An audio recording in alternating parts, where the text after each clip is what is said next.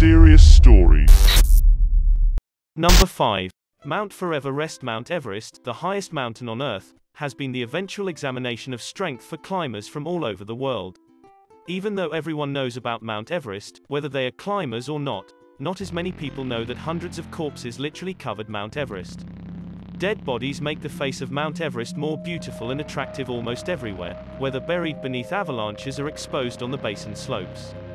One of the most well-known corpses is that of a young Indian male who passed away in a blizzard in 1996 while looking for shelter inside a cave.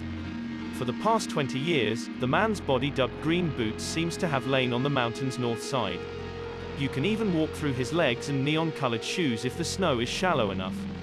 While Green Boots is the most well-known death, he is by no means the only one. Surprisingly, another climber passed away 9 years later, right next to Green Boots.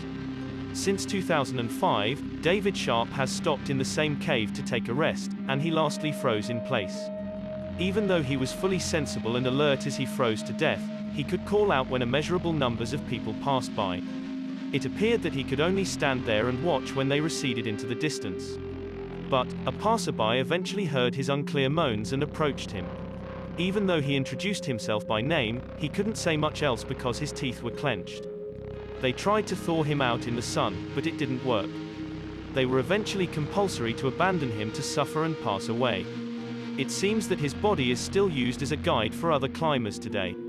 It appears that a number of other bodies can be discovered literally frozen in time, many with their climbing ties up still around their waists, thrust in the exact same as the moment when they were killed.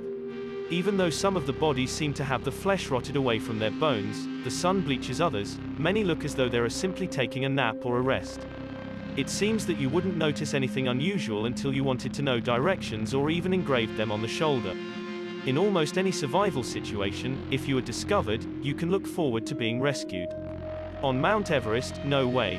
One of the most deplorable accounts comes from Ian Woodall, a British mountain climber with numerous climbs under his belt and eyewitness to numerous tragedies. The climber mislaid a team member in 1996, then died again 2 years later in 1998. This time, he happened upon a personal friend named Francie in her final hours on Mount Everest. It appeared that she implored him with all her left strength to stay and assist her. The sad reality was that there was little that could be done other than saying goodbye. There seemed to be no way to transport her. He would not have passed away as well unless he had stayed. When his dying friend deteriorated, Ian was compulsory to abandon her. They discovered her husband's body further down the mountain the following year. He died after falling while looking for help. Ian was devastated by the whole test, and he embarked on another expedition nearly 10 years later, this time to bury Francie. They transferred her to a less traveled area and draped an American flag over her to give her some dignity when his team discovered her. Even though he seemed also to try to bury Green Boots, the expedition was cut short due to inclement weather. Overall, the bodies on Mount Everest passed away in areas too dangerous for helicopter recovery. It seems to be one of the few places on the planet where the dead can be seen, and also deep underground, looking forward to a proper burial that will never come.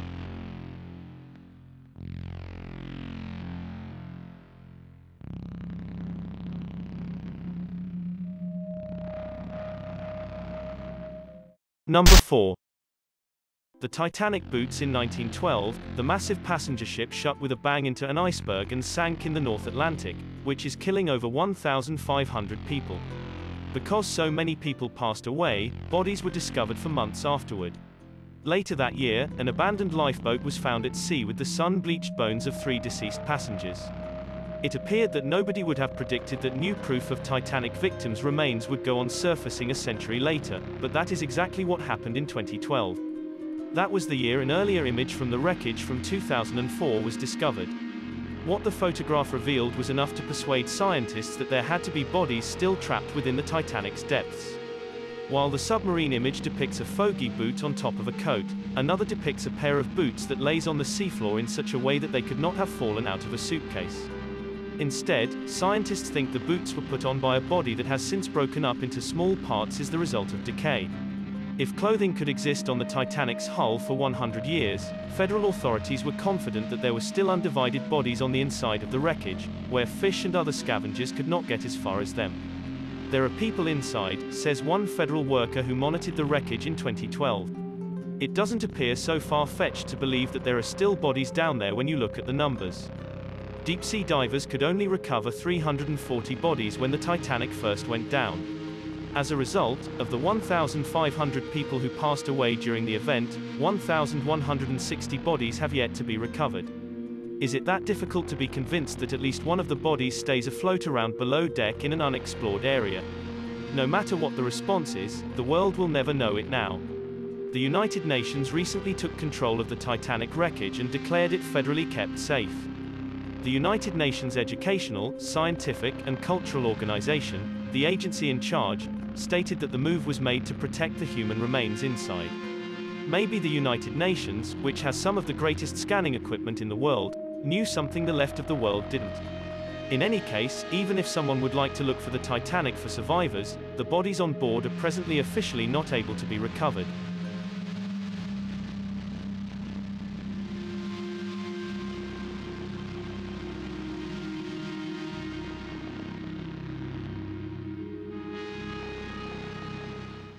Number 3. The Alley of the Skeletons. Pompeii was a primordial Roman city close by the seaboard of Italy, and its inhabitants were affluent and well-cultured. Apart from being guarded by the Roman army, they also had the most recent technological advances, such as heated baths, freshwater, and even cosmetic surgery for the upper class. Growing the best onions and olives in the region were famous, and as a result, they enjoyed a good deal of trade with neighboring areas. At the time, life appeared too good to be true, like a golden age that would never end. Even the Roman army, however, was unable to rescue the merchant town from the natural factors that would one day knock down him for all future time. They didn't know that thousands of lives would soon be buried beneath choking ash, many of them forever. First and foremost, the city seemed to be jolted by an earthquake. The Pompeii residents were a courageous people, and when given the option of rebuilding or moving, they chose to stay and go on prospering.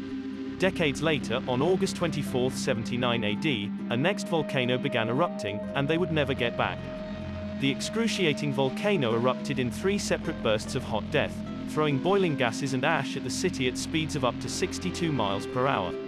The city immediately was engulfed in darkness due to plumes of suffocating volcanic ash.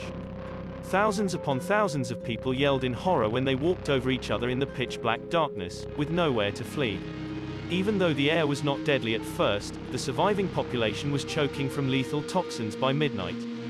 It appeared that landslides of rock fragments and other debris pelted those who sought refuge. By the end of the violent volcanic surges had too much ash, only the highest buildings could be seen above the surface.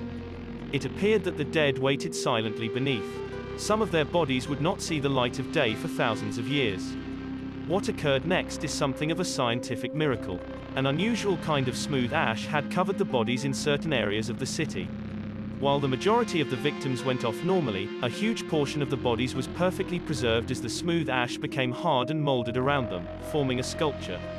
Even though these preserved bodies seemed to be found in the 1700s, they could not be properly dug until more than a century later. By this time, one section of the city in particular, known as the Alley of the Skeletons, had been found to have more remains than any other.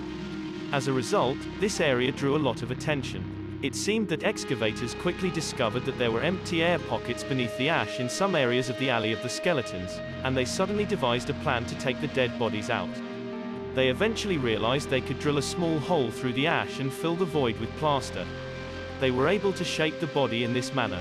Then, they were left with an excellently preserved plaster cast of a human that could be taken off and taken home after they chipped away the outer layers of ash. These conservative relics record the mini Pompeii residents in their final moments of life when they either reach out to the heavens, fall in defeat, or simply lay down to accept their unavoidable death. You cannot even see the traces of the panicked facial expressions unless you look carelessly. It seems that one can only conceive the eventual thoughts that ran through their mind before succumbing to a volcanic eruption. By good luck, that is something archaeologists will never discover. Only 100 of the 1,150 human bodies have been discovered from Pompeii have been protected as complete plaster casts. While no one knows how many people passed away in Pompeii, they do know that there are innumerable more bodies that are lying beneath the city, and if they are not in hollow air pockets, their bodies are completely unrecoverable, trapped forever in their ashen prison.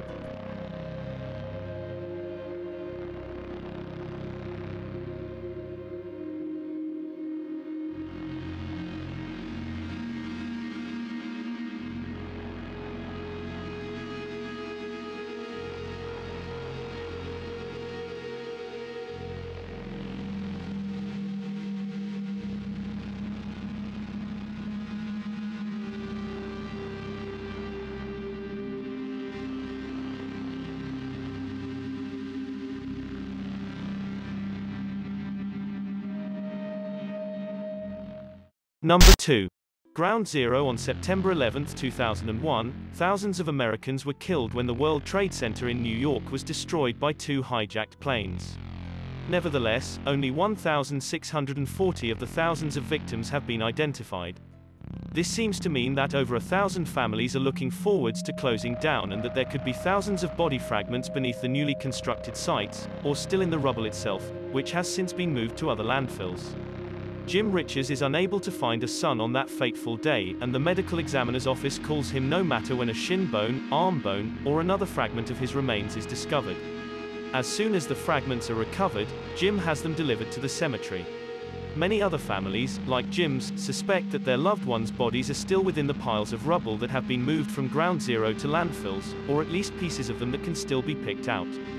The City of New York's chief medical tester informed families since 2015 that it was too expensive, so the city would not identify 9/11 victims. However, when 5-year-old human remains of the victims were discovered on the roof of a bank tower and in a manhole, the issue was thrust back into the spotlight. Since then, it has taken New York City tens of millions of dollars more to look for 1,500 more human remains. Nonetheless, many of the victims' families believe that the city did not do enough. It appears that the most recent effort to locate human remains occurred in 2013. During this time, 60 truckloads of rubble from Ground Zero were moved to Staten Island's Fresh Kills landfill to analyze. Workers from the government sifted through the wreckage to find any mini fragments of bone or skin tissue that could be identified. They discovered over 50 possible pieces of human remains. Because the Fresh Kills landfill is little by little being turned into a park, no matter what, the opportunities of recovering additional remains from there are now very slim, although extra body fragments may still be present. In any case, many of the families concur that their loved ones can still be alive and looking forwards to being found and finally laid to rest.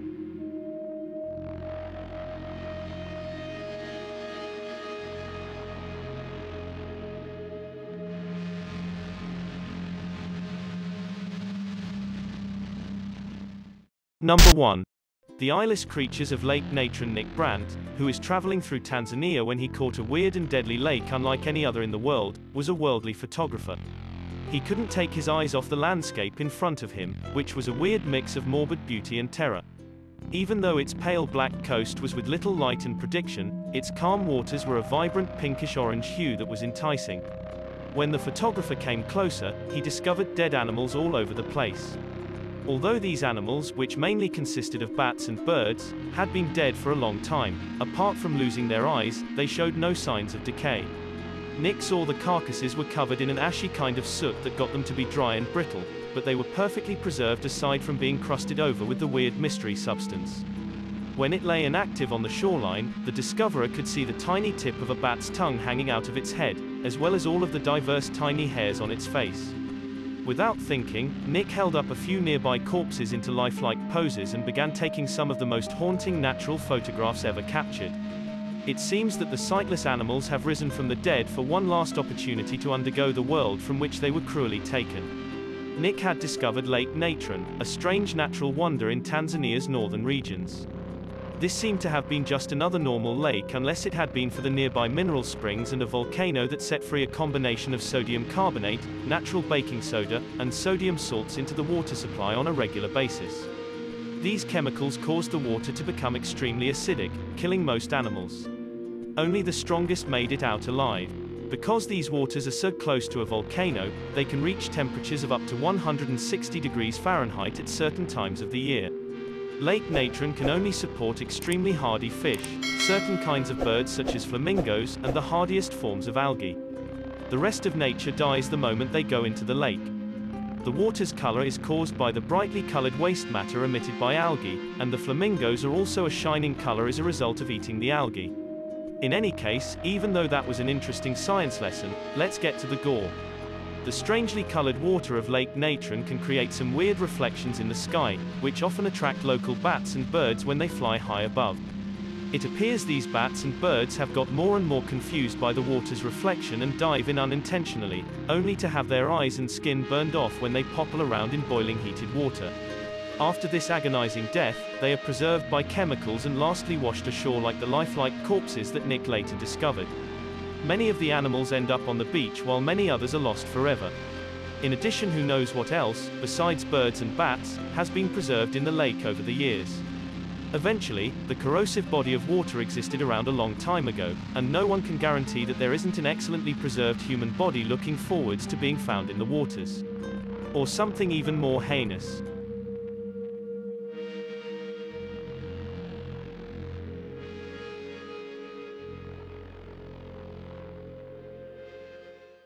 Thanks for checking out this video.